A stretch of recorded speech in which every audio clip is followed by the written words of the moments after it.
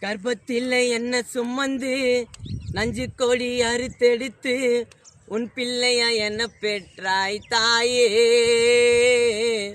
உன்னோவர் காட்டாமலே பொனாய சொல்லாமலே கொல்லி போட என்ன வைத்தாய் நீயே.